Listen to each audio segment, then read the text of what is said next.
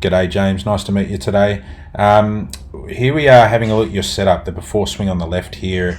And the only real thing that I wanted to talk about with this setup was the grip and that bottom hand. So being able to see the shaft in this gap in here is a bit of an issue. Strong bottom hand.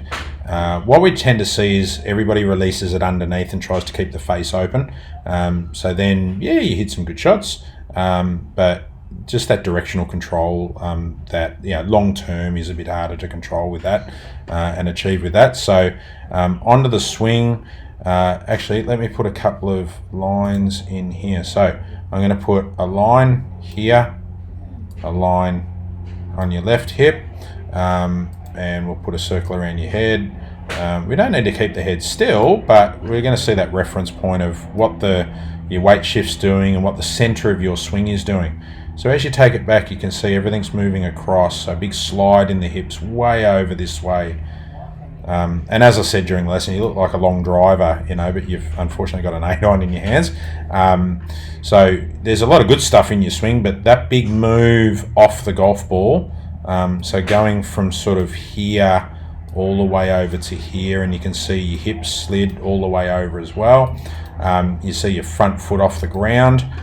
That's going to take a big move back to the left to try and get back to the golf ball. You get your hips sliding through, your head stays back, so you create a big spine angle, and you're look like trying to lift it through there. And you can see, I know it's a bit blurry, but you can see your thumb on the back of the shaft just here still, and not wanting to close the face. So we can still see your glove through here, leaning back through it, and you can see that left elbow really getting jammed up through the left shoulder. So we saw that chicken wing happening on the down the line view. So what we spoke about was, let me just get this back to the start. What we spoke about was neutralizing that bottom hand, so that's better. And just after this video was taken, we spoke about pinching the shaft with that bottom hand a little bit better, just for a bit more stability as well. Setup looks a bit different here. You see your head's a lot straighter. You're more symmetrical, more in the middle, whereas on the one on the left, you're sort of leaning back through it a little bit. Let's put these lines in down through here again. Let's put your head in the circle, just for the reference to see the before and after.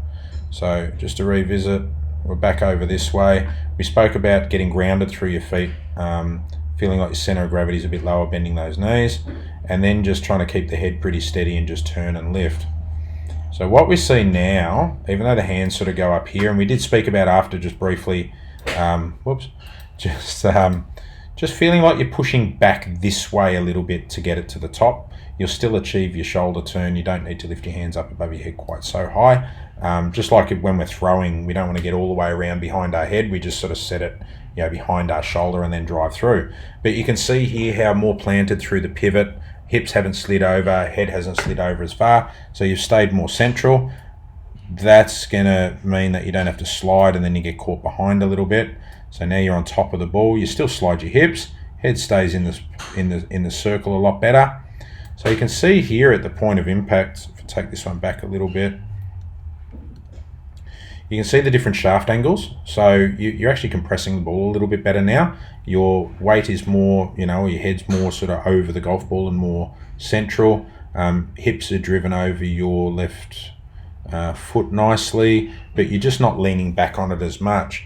And as we take the swing, you can see you're staying in the shot a lot better on this one on the right in the after shot, where you're really leaning back on the one on the left. You can see through your spine angle. So spine angles, very much this way, whereas this one's a lot less down through here.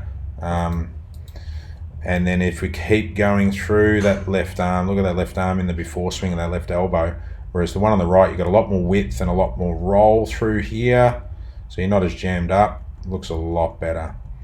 And notice, if we go back a couple of frames, left knee right now, so left leg's a bit straighter. I think you're getting outside a little bit too far just because you push through it a little bit more. That'll keep improving in the future. Back foot's coming up a little bit more readily.